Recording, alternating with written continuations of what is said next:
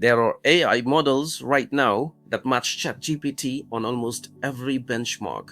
They have a context window 4 times larger than GPT 5.5.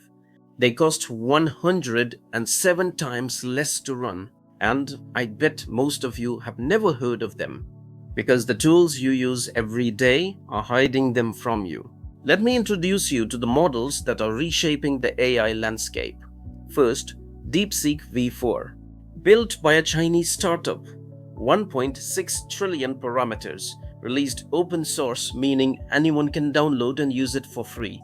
Second, Qwen 3.6 from Alibaba, 942 million downloads on developer platforms.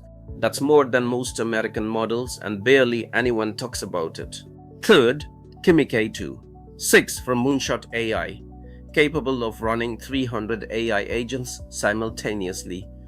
These are not experiments, these are production models being used right now. Now let's look at the actual numbers because this is where it gets jaw-dropping. Here's the official pricing. GPT 5.5 $5 input, $30 output per million tokens. DeepSeek V4 Flash 14 cents input, 28 cents output. That's not a small difference. That is 107 times cheaper on output.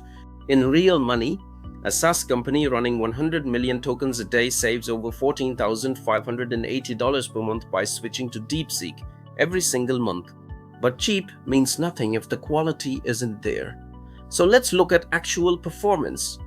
Bench, that's the gold standard for coding ability. GPT 5.5, 88.7%. DeepSeek V4 Pro, 85%. That's a gap of less than 4 points. On maths, DeepSeek scored 95.2% on the HMT 2026 benchmark. Perfect 120 out of 120 on Putnam. Context window, how much information the model can handle at once. GPT 5.5, 256,000 tokens. DeepSeek 1 million tokens, 4 times more. The gap in quality is real, but at 107 times the price difference, is 4 benchmark points worth it? Here's what that means in practice. Take a company running 100 million tokens per day on GPT 5.5. That's around $500 per day, $15,000 a month. On DeepSeek V4 Flash, $14 per day, $420 a month. Same workload, same output, $14,580 saved every single month.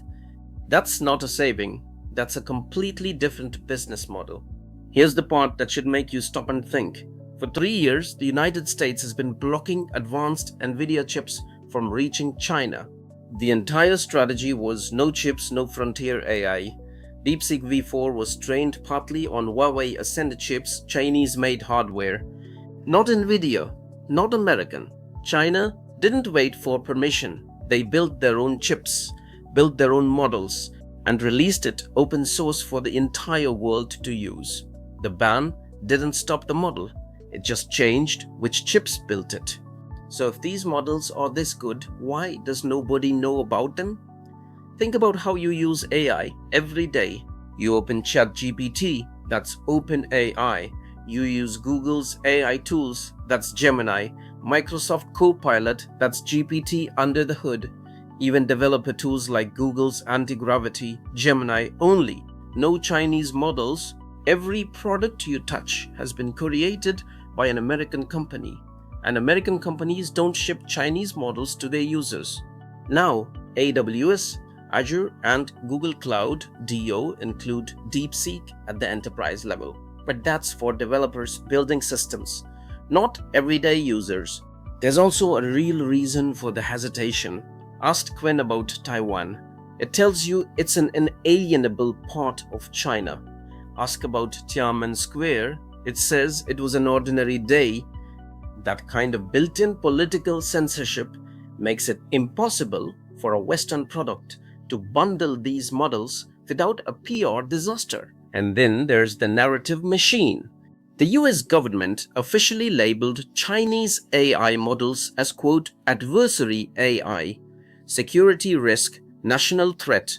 Whether that's fully true or not, that framing controls the media, and media controls what you know. So 942 million downloads later, mostly by developers, the average user still opens ChatGPT and has no idea what they're missing. This is bigger than tech benchmarks. Whoever controls the most capable, most widely used AI infrastructure controls how billions of people access information. Right now, the US leads on frontier models.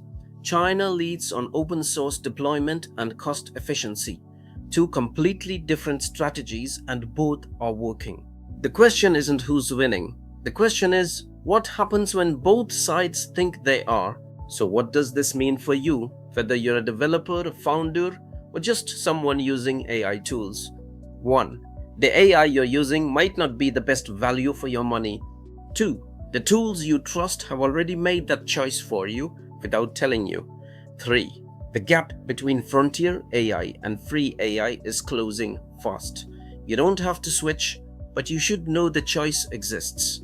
Do you think Chinese AI models are a legitimate threat to American dominance, or just healthy competition that the market needs? Drop your answer below. I read every comment. Subscribe if you want more AI stories that actually matter. And I'll see you in the next one.